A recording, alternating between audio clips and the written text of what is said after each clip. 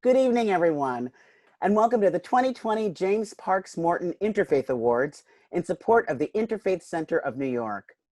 My name is Nancy Giles, and I'm so delighted to be your host. As it is 7 p.m. here in New York, I hope you'll join me in a round of applause for the frontline workers who continue their Herculean efforts to keep us safe. Woo!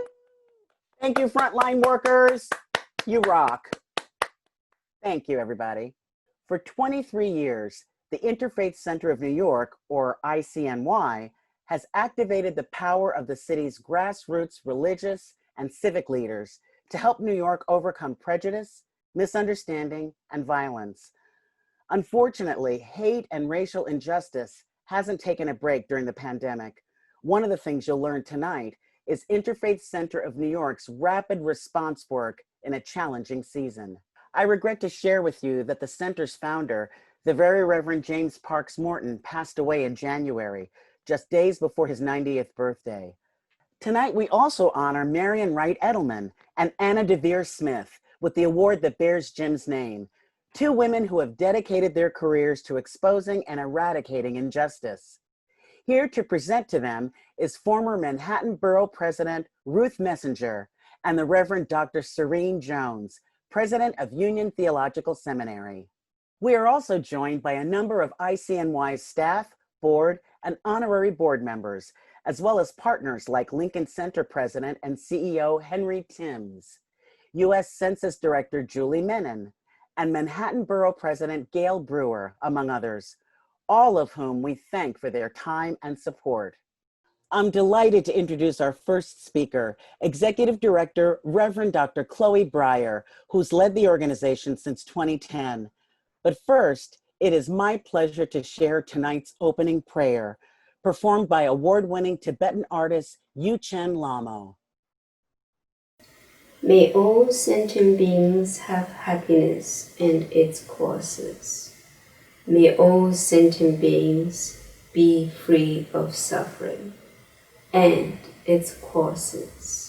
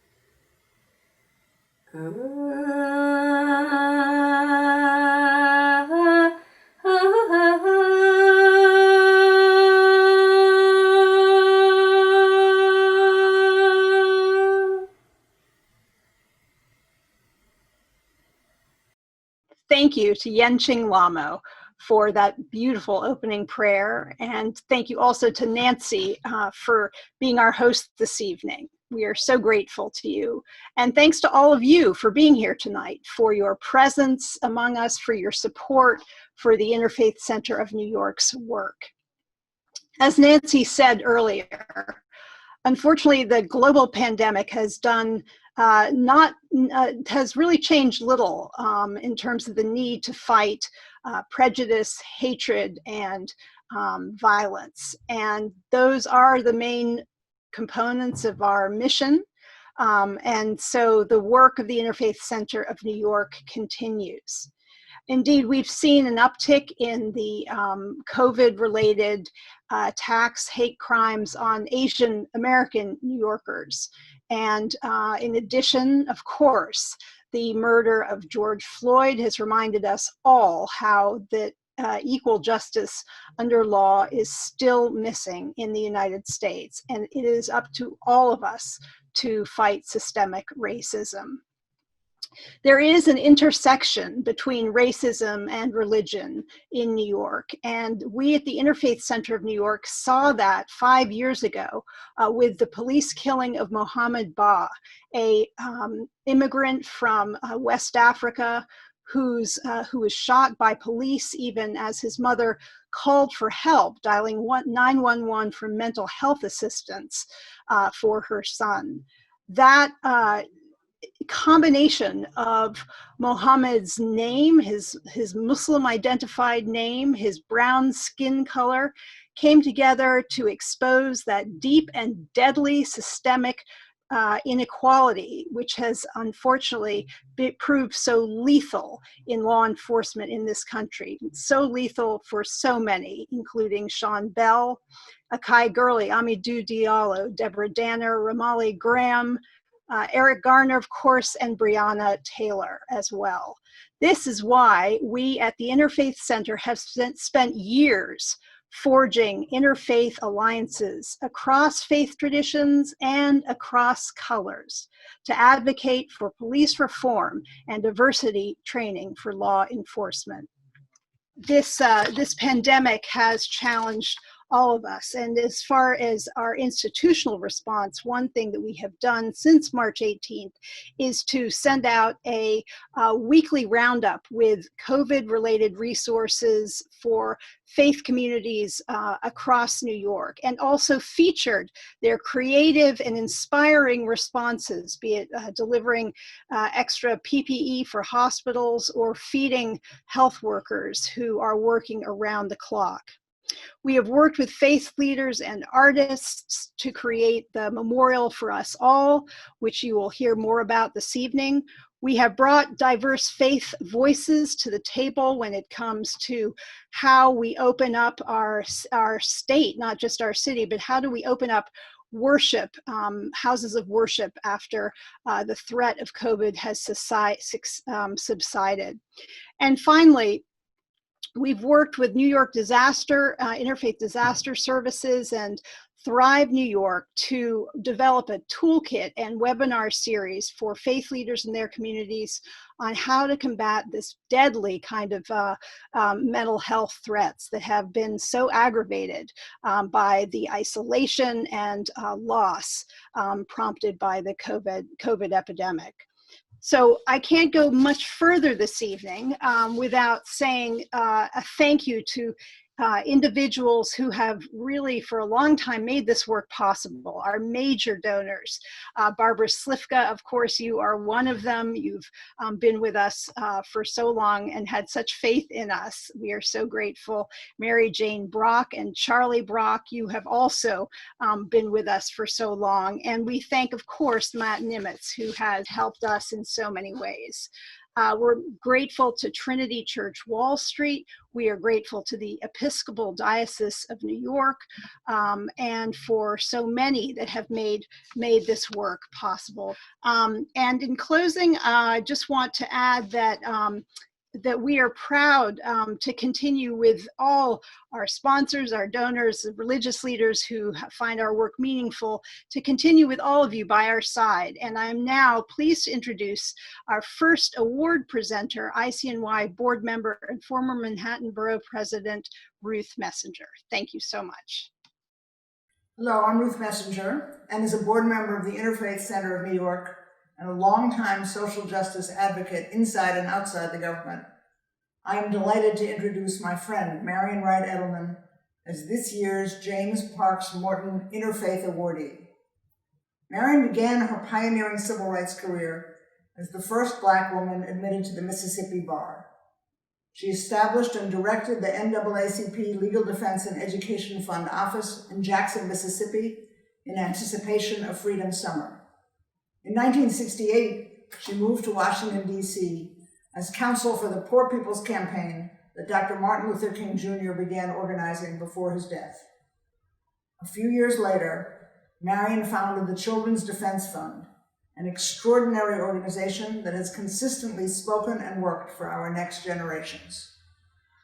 Marion has received many awards and recognitions for her lifetime work for civil and economic rights for African American children and their families, including the Albert Schweitzer Humanitarian Prize, the Heinz Award, and a MacArthur Foundation Prize Fellowship. In 2000, she received the Presidential Medal of Freedom, the nation's highest civilian honor.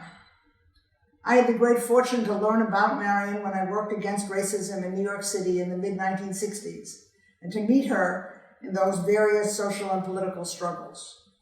She is one of those rare people who picks up the shovel and does the work, never seeking recognition, always including others and being a role model for them. My own career in public service in New York and around the world was influenced by her knowledge and her style, by her passion and her determination. Her work has never seemed so important as in these torturous times. You will now see a short video about Marion Wright Edelman and then hear her words of acceptance. Have a chance to go and just look at the empty cupboards in the Delta and the number of people who are going around begging just to feed their children. And starvation is a major, major problem now. I was called to testify in Washington.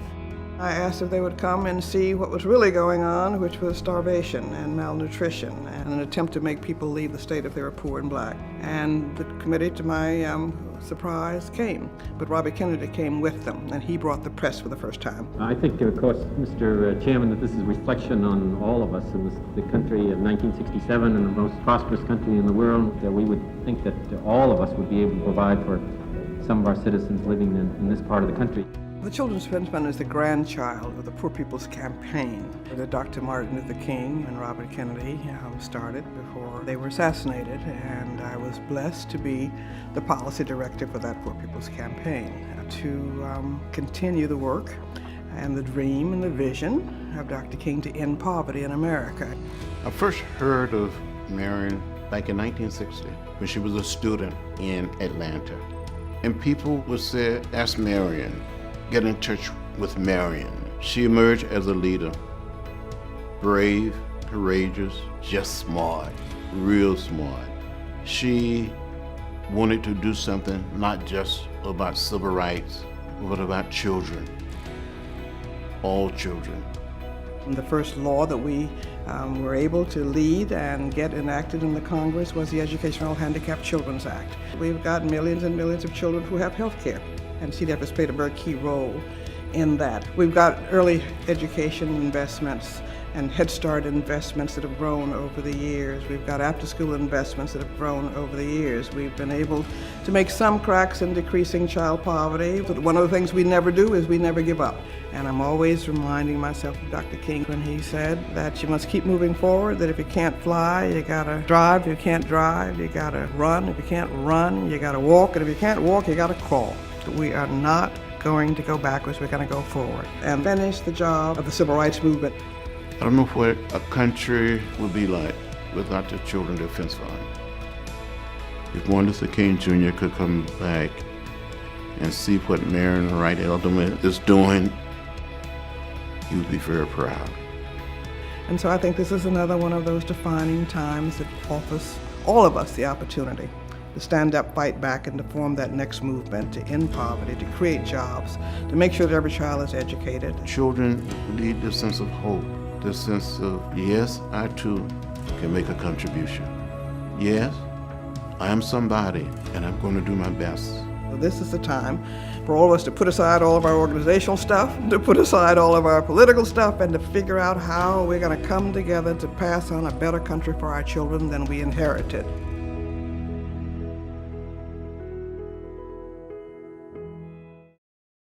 I'm so honored to receive the James Park Morton Interfaith Center Award, and I'm so grateful for your tireless efforts to combat the economic poverty, racism, violence, hopelessness that is afflicting the lives of millions of children and people across our nation and globe.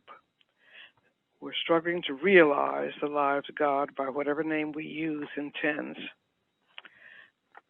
Although our nation has made much progress over the last 50 years towards ending poverty, so much remains to be done to ensure every child a healthy, fair, safe, and moral start in life, and successful transition to adulthood in a level playing field, as adults to earn enough to live on and share with those left behind. I never dreamed it would be so hard to achieve these goals in our powerful, wealthy United States of America, whose money currency says, "In God we trust." It's past time to define and follow which God we truly mean, whether it's the God of money or the God of all of our children and of all of our professed faiths. The prophet Micah told us what the Lord requires of us, which is to do justice and to love kindness and to walk humbly with God. Let's join together as people of all faiths in loving and protecting and building a world to truly leave no child behind anywhere.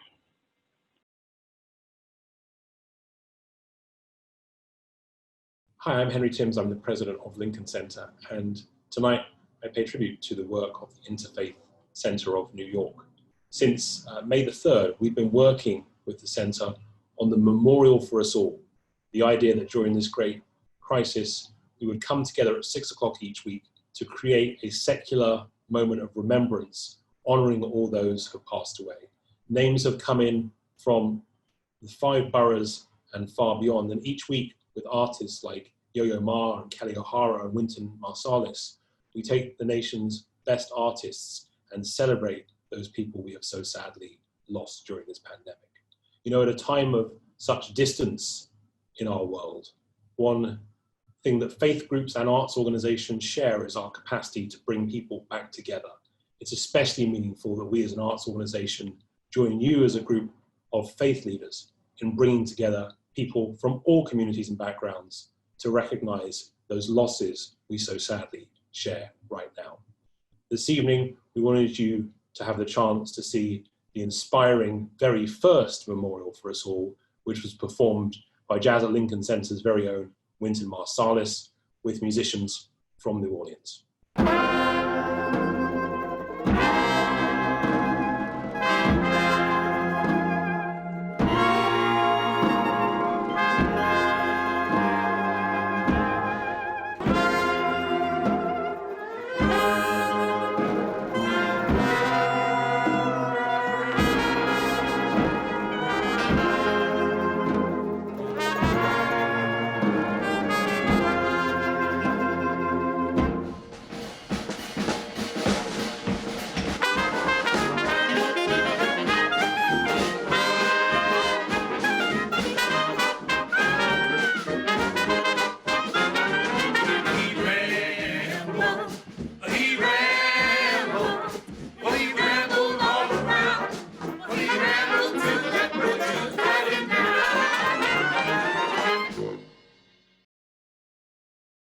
Thank you, Mr. Timms, and thank you to former James Parks Morton Interfaith Award recipient and my friend, Wynton Marsalis, and his fellow musicians for their performance in memoriam of those who lost their lives to COVID-19.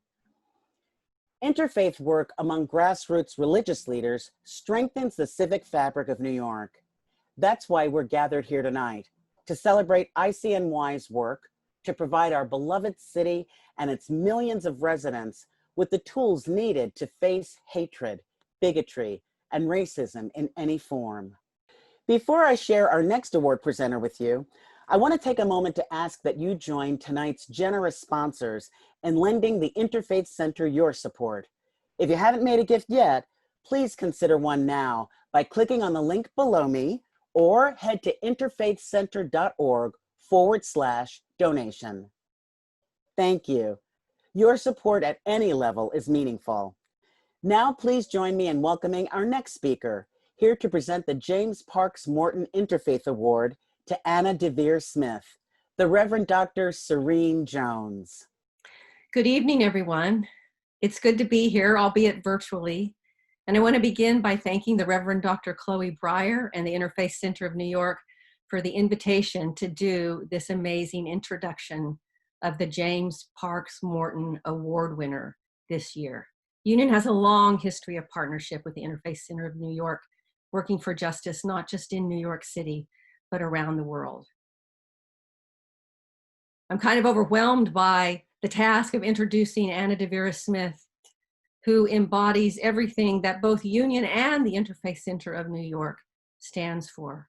I first heard Anna, who is, as we all know, an award-winning actor, a playwright, a teacher, a scholar. I can say it myself as a minister, she is a preacher. And she brings us time and again a message that does two things. It forces us to look at ourselves as a nation in all of our ugly past and our complex history. And she gives us at the same time a vision of who we could be. To be introducing her this evening as our country is on fire with the passion for justice and outrage at the murder of George Floyd and the murder of so many others, there couldn't be a more important voice to stand before us and speak to us, giving us both a sense of reality and a passion for a different future.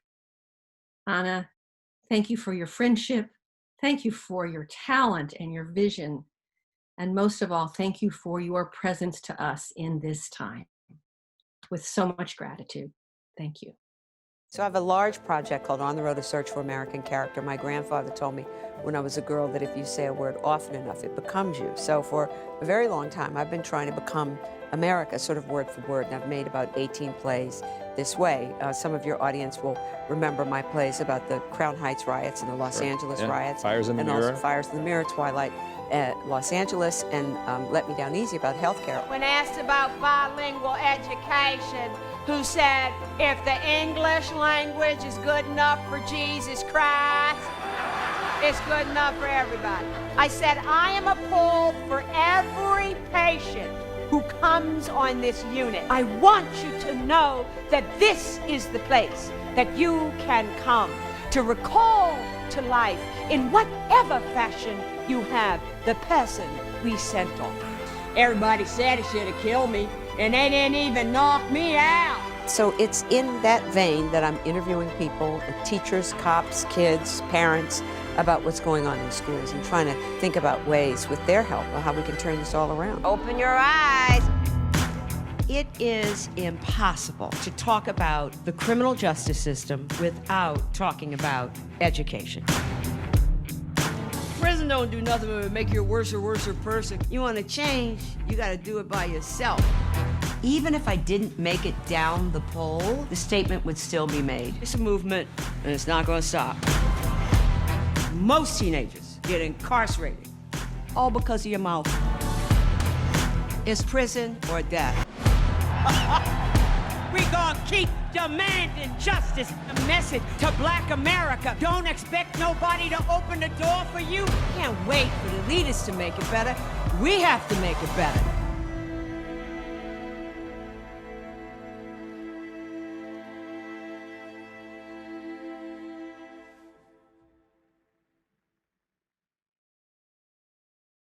Prejudice, violence, misunderstanding. Part of the mission of the Interfaith Center of New York is to get in the way, to fight prejudice, violence, and misunderstanding. Thank you so much, Reverend Chloe Breyer, for inviting me to this event, for offering me the James Parks Morton Award. What a day to be taping my remarks for the acceptance of the award. Earlier this week, George Floyd, a Black man who lived in Minneapolis, was violently killed by a police officer, Derek Chauvin. It was captured on videotape. It was shown around the world. These videos have become, regrettably, almost commonplace in American lives. Protests, riots, looting followed, accompanied by a demand from communities around the country that Derek Chauvin, be arrested. The President of the United States tweeted that when the looting starts, the shooting starts. Officer Chauvin was just taken into custody literally maybe an hour before I started speaking here. Activists are now asking for all of the officers who were present to be arrested. Our world is rocked by a pandemic, COVID-19. We're in a moment of global stress. Our values must shift. Legislation, yes. A more humanist economy, yes. Less inequality, yes. But we also need a more vibrant moral imagination. Very Reverend James Parks Morton created a radical welcome as the Dean of St. John the Divine. Artists, those working for social justice, those working for social change, those in need. Philippe Petit, the aerialist, was welcome on his tightrope. My dog Memphis came to church. It's this spirit of radical welcome that we need so much right now to ignite our moral imagination. I'm truly honored to be welcomed into the legacy of the very Reverend James Parks Morton. Thank you so much. Hi, I'm Julie Menon, New York City's Census Director, and I want to take this opportunity to thank the Interfaith Center of New York for its hard work and leadership this past year, catalyzing faith leaders and their respective communities across the 5 boroughs to complete the 2020 census and to make sure that New York City receives its fair share of funding for our schools, for food assistance, for healthcare, for hospitals, and so much more.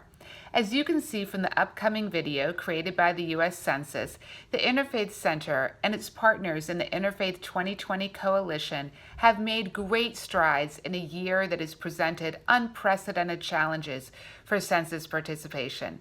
The work continues. Thank you so much, and let's get counted, New York City.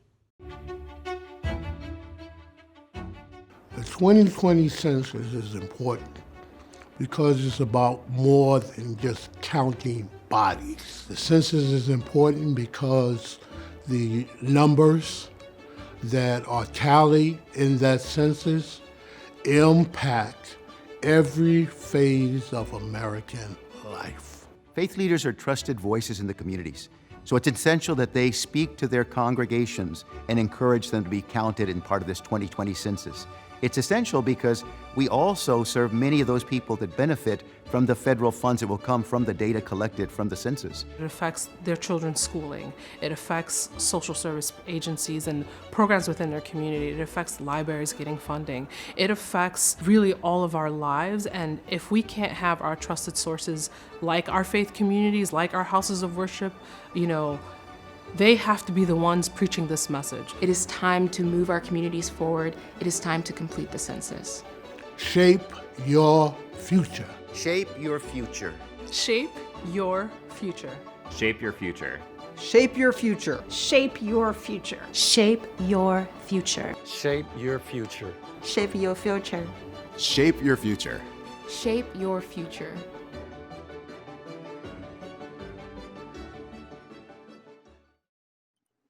Hello, I'm Henry Goldschmidt, the Director of Programs at the Interfaith Center of New York. And I'm Hinadi Dola, Program Associate for Community Partnerships. We are so happy to have this opportunity to say thank you for your support and to tell you about some of ICNY's programs that your gifts help make possible. Prior to COVID-19, we had the space to focus on a different public health crisis, specifically the opioid overdose crisis, which is both a public health issue and a crisis of conscience for faith communities throughout the city. That is why we dedicated our 37th Rabbi Marshall Meyer Retreat for Social Justice to build a multi-faith healing movement to fight the opioid crisis. We focused on concrete steps faith leaders can take, as well as hands-on training to administer naloxone. In the retreat, we asked questions like, how can faith communities help? And are we perpetuating institutional racism? One of our keynote panelists, Monique Tula, the executive director from the Harm Reduction Coalition, shared this. People who hold the power / purse strings and policymakers need to ask questions like this. People in faith communities can use their power to drive this conversation. Soon after, with religious services canceled due to COVID-19, we asked ourselves, how can we bridge religious divides and strengthen the civic fabric of New York without bringing our neighbors together in person?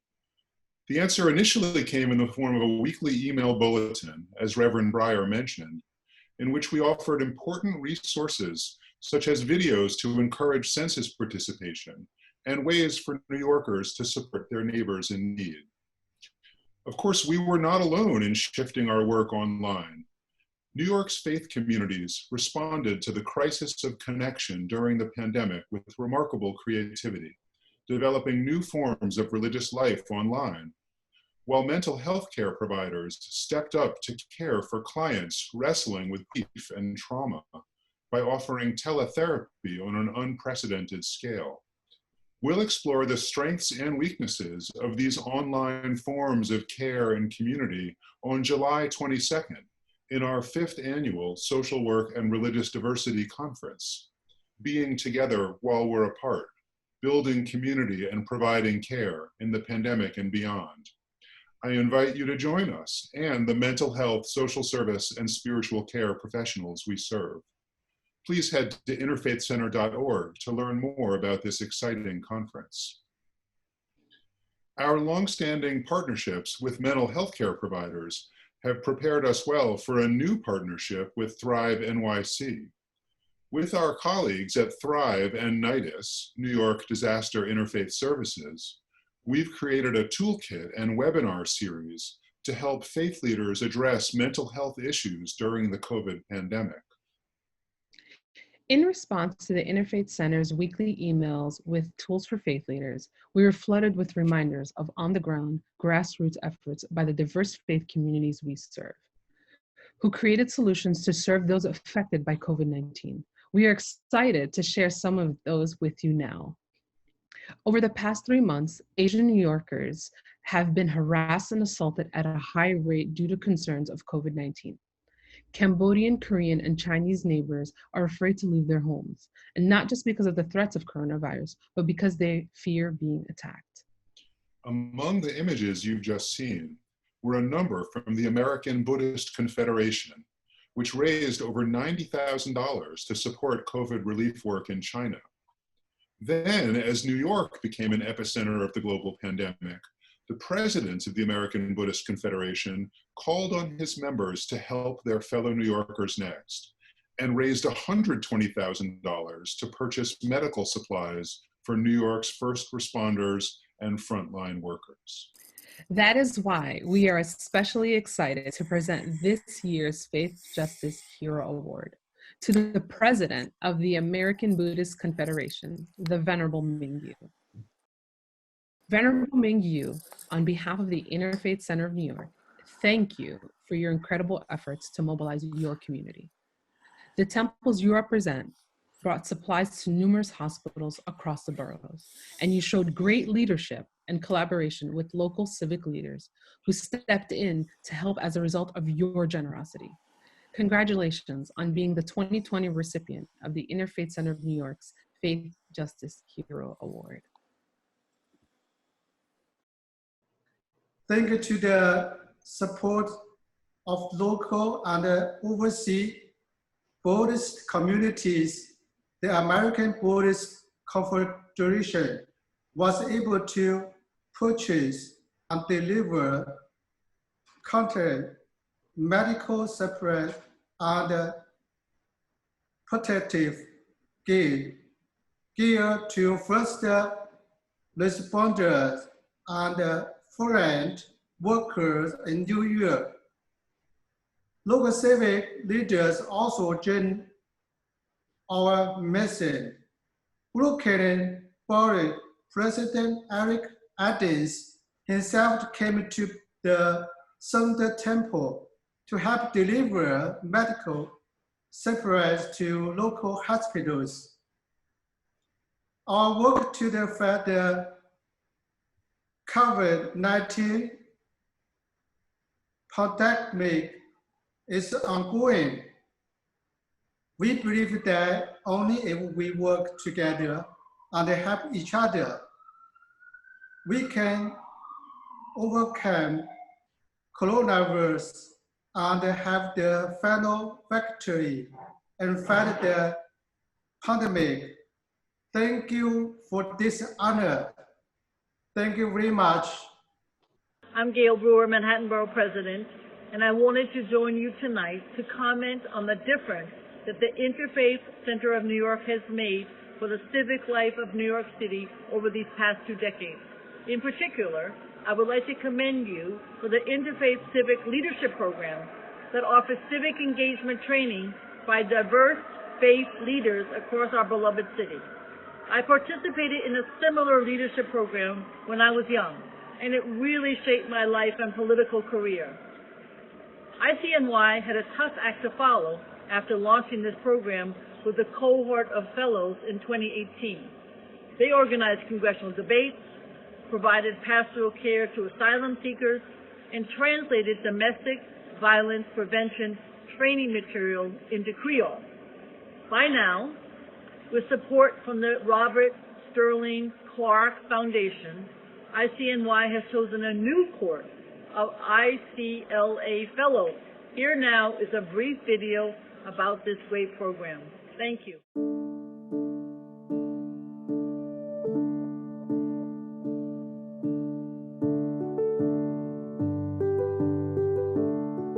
Our city faces important challenges from racial segregation and religious bigotry to gentrification and deepening poverty. Too many New Yorkers are struggling to get by in communities growing more fragile and fearful. Throughout the city's diverse neighborhoods, faith leaders from every religious tradition are working to stem these tides of inequality and division, creating positive change for their local communities and the city as a whole.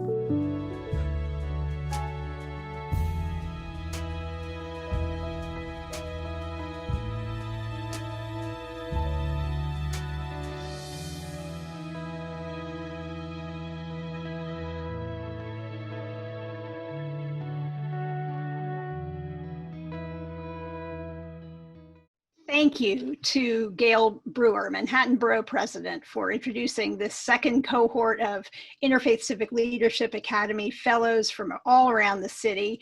The work that they do to learn to engage in civic life is very much at the heart of the mission of the Interfaith Center of New York. And this second round of this second cohort has been made possible by the Robert Sterling Clark Foundation. We are so grateful for their support. And also, we want to ask you, those of you who are watching tonight, if you believe that civic training for diverse grassroots religious leaders is important for our city at this moment in time, we ask that you consider making a donation by clicking on the link that is below your video, and also, or go to our website at interfaithcenter.org. Many years ago, we had the very first cohort of Interfaith Civic Leadership Fellows.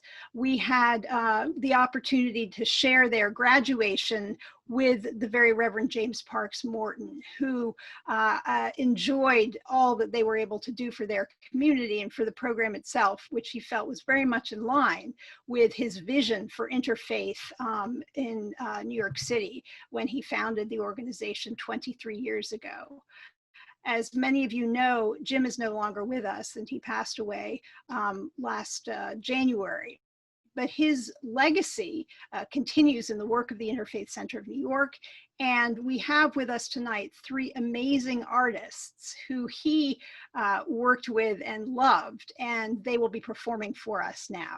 Thank you so much. Hello everyone, this is Paul Winter, and I'm here in Northwest Connecticut with my friends Lucky and Nikki, 2 rescue horses that my daughter brought home. I'm very glad to have the opportunity to take part in this salute to the Interfaith Center, and to join you in paying tribute to our great friend and mentor, Jim Morton. I had the privilege of collaborating with Jim for many years, during his time at the cathedral and thereafter, and I very much feel that Jim is still working with us, cheering us on with his wonderful smiling spirit of yes. So at this time of summer solstice, I want to play this honoring song dedicated to Jim, entitled Sun Singer.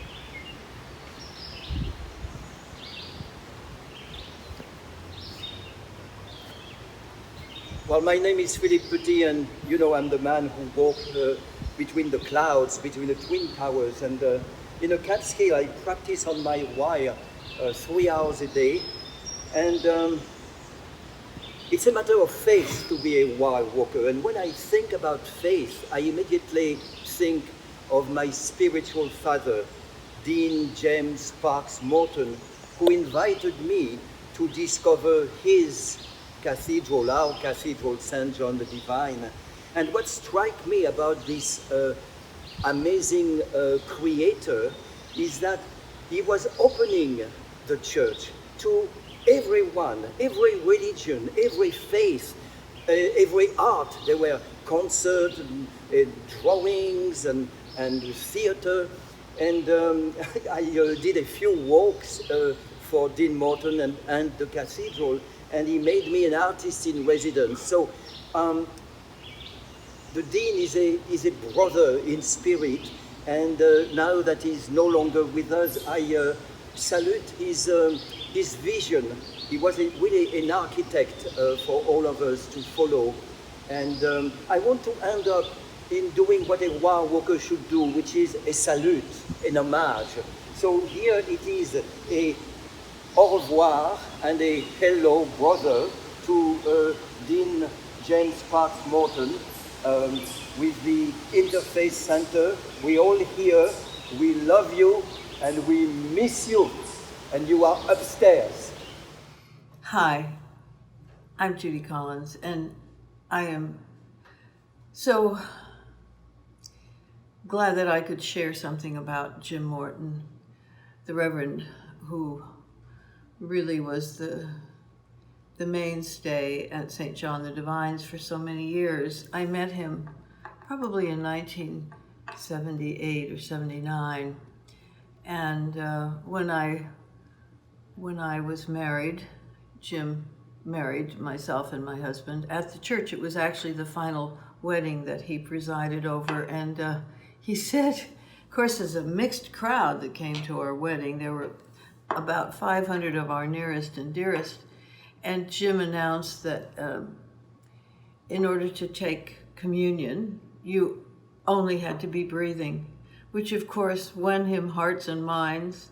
When I would go for counseling with him, which I did a number of times, he became a friend over the years, and in his office, which was more like a kind of a chapel of some sort, there were all kinds of Buddhas and pictures of people from the other religions. Sometimes when you go to St. John the Divine's, there would be a rabbi speaking, or Yogananda, or rather not Yogananda, but the Maharishi or Satchidananda would be speaking. It was amazing, and of course, I think he had a lot to do with starting the Animals Blessing, which happened in October, every year still happens. And he carried on the tradition of an incredible, open, amazing community. Very mixed, every kind of person you could ever think of, women priests, by the way. And I adored him. He was a generous, loving, kind man, and a great leader and a great soul. And so I want to say that I am privileged to have known Jim Morton as well as I did, and my husband and I are so deeply saddened by his loss. God bless you, Jim. Hello, I'm Mary Jane Brock, an honorary member of the Board of Directors and a longtime friend of the Interfaith Center of New York. Jim was a special friend and mentor for me personally. We first met in 1982 through the Big Apple Circus, where I was a new board member and he was chaplain to the circus. He dubbed the Big Top at Lincoln Center the Cathedral of Joy, and went on to introduce me to the magnificent Cathedral of St. John the Divine, where I have served on the board for more than 20 years. I was the first chair of the board of the Interfaith Center, and I'm proud to be a recent recipient of the James Parks Morton Interfaith Award, and also proud to have been a supporter of this organization for more than 2 decades. I hope you will join me in making a gift today in honor of Jim and in honor of the center's next decade of service to the faith leaders of New York. Amazing grace, how sweet the sound that saved a wretch like me. I once was lost, but now I'm found. Was blind, but now I see. 'Twas grace that taught my heart to fear, and grace my fears relieved. How precious did that grace appear, the hour I first believed.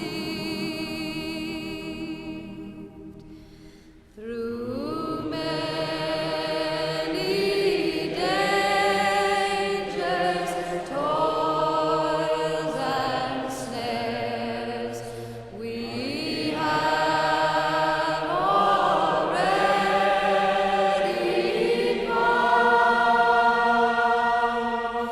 'Twas grace that brought us safe thus far, and grace will lead us home.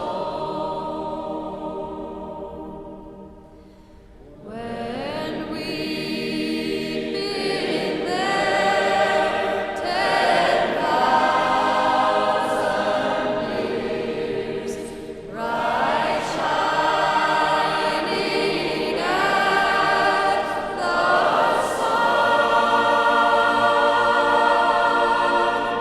we've numberless days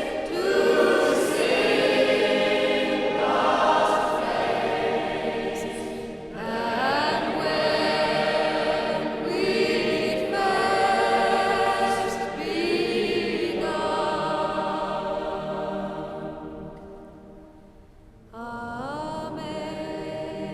amazing grace, how sweet the sound that saved a wretch like me. I once was lost, but now I'm found. Was blind, but now I see.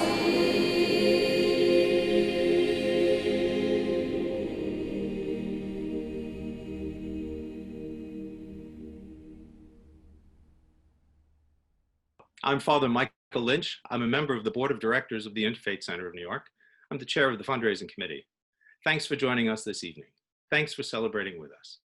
And thanks in particular to the artists who have helped us support and honor the legacy of our founder, the very Reverend James Parks Morton. Thank you so much for joining us this evening. While we really hope to see you in person next year, we're so happy to know you were online with us tonight. And thank you to all who made a gift. Thank you for your generosity. Good night.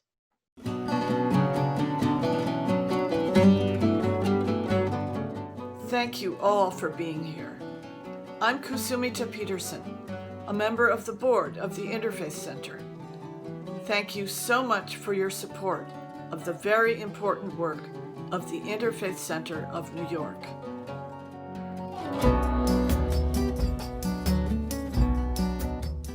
Hello, I'm Janelle Mayer, Director of Development at the Interfaith Center, here to say thank you. Thank you for being with us tonight, and I hope you'll stand with us as we move forward in our work. Some fight for love and some for gold. And won't you take an opportunity now to perhaps help us in honoring his legacy, honoring his vision? We come to the end of our fiscal year. We're asking for your help. Please make a donation as you're able.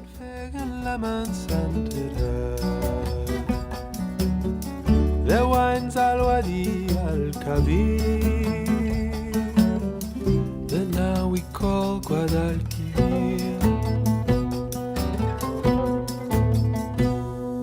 His Judith on the road, with fresh fruit from the groves, where all prayers are granted under arches, horseshoe and arabesque.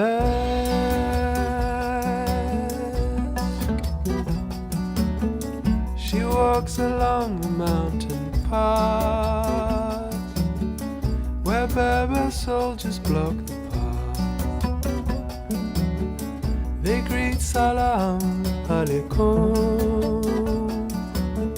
She peels an orange just for him, and in his mouth the nectar sings. For now this gift her fortune brings, but gone the old ways that she knows. The mournful call of exile blows. His Judith on the road, a story left untold.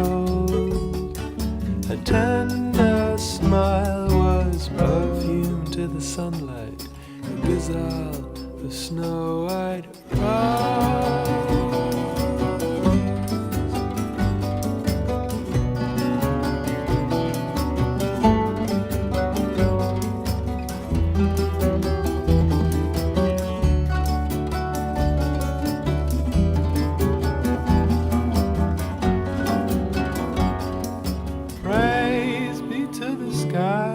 Spread out like a bed. Blessed all who love, and love is all blessed. Lapis indigo, sapphires blue, people of the book, Al-Andalus.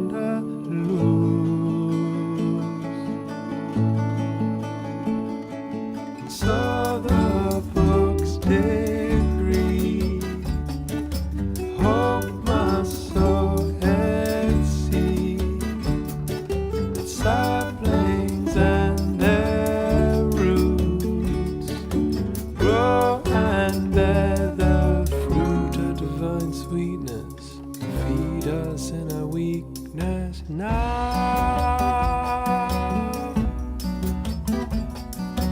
990 years old, Judith in the orange grove. Oh.